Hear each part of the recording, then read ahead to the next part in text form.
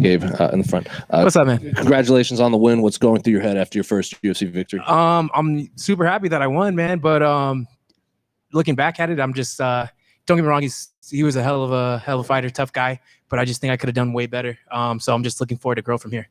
And then I was going to ask what it was like having a full camp before this fight, but I think on the broadcast, yeah, it turns out I didn't. Yeah, you had like a ribbon, something with a ribbon. Yeah, I tore my MCL first, and then so I was off for a couple months like that, and then it was pretty much 2 days after I popped my rib and had to take another 2 months off, and then I got COVID, so I had to take another couple weeks off of that, almost another month, and it was legit just back to back to back to back, and then luckily I think my first day of training was January 2nd or whatever, that first Monday of the new year. And then I had these 5 weeks to get ready for the fight. And I was in shape, or like pretty good shape. I'm usually, I think, even in better shape, but yeah, it definitely felt better this fight than it did for the last one, because I was just 4 days off the couch. But yeah, I was just getting dialed in. Luckily, I had some good people I got to work with size-wise. Shout out to Ozzy out of CMMA with Chad George Gym. He gave me a really good look. I sparred with him 4 times before the fight, and I was like, thank you very much, because at least the range wasn't going to be so crazy, so I at least got that.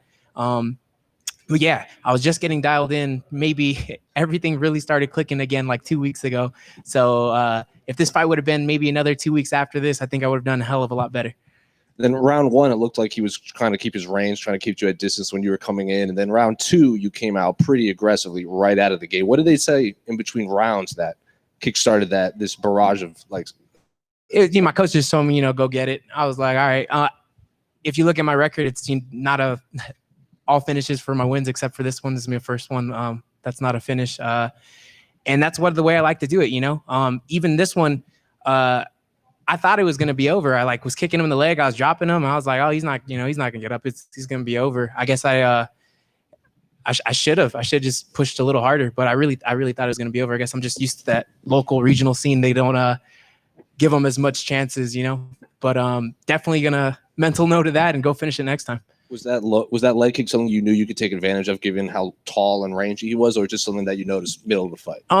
We had talked about it. And then even at, I think it was at, when we did the face-offs, I looked at him. I was like, man, this guy's leg's pretty skinny. So, went out there through the first one. I was like, oh, that looked like it hurt him. So I kept on doing it. And I think you went for a standing arm triangle somewhere in the first round. Was that close at all to being locked in? I thought he tapped, honestly. But, he didn't, I guess. And that was that. Hey, Gabe over here. Oh, what's up, Gabe? What's up, man? I haven't seen you since 2018. Exactly, reunited. What's good? You know what? I've seen you on the local show. You've done a lot of great work. You've had some great performances. Were there those UFC jitters with the full camp, or with more training anyway, going into this one? Nah, not really. UFC jitters whatsoever. I don't really get performance jitters. I like to fight. I love to fight. So it's not really jitters whatsoever. It's kind of like just excited to go out there and perform and do what I love to do. How has the experience lived up to, I guess, what you thought being in the UFC would be? The last one, it kind of happened so fast. This time you've had a minute to say you're a UFC fighter. Just how's that been for you? Yeah, I wasn't really able to take it all in last time because of how fast everything went. This time it was cool, like I even though I was injured when I knew about the fight, and I was just like, oh, it's cool, I still got some time.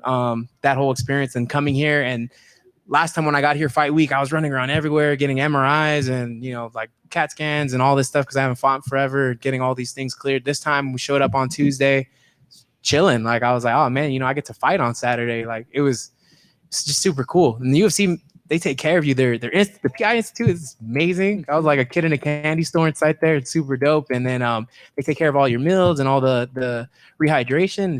UFC's dope. I'm trying to stay here for a very long time.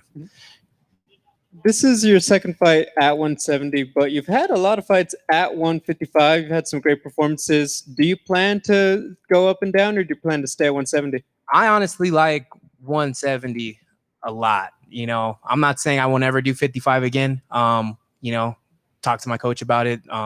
Maybe a nutritionist. The cuts were, I wouldn't say super hard, but I definitely was doing them wrong. But at 170, I got hit by people that knock everybody else out, and their power doesn't faze me. So, and it looks like I hurt them. So I think 170 is a perfectly fine place for me to be.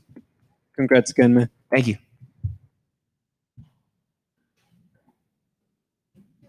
Thank you.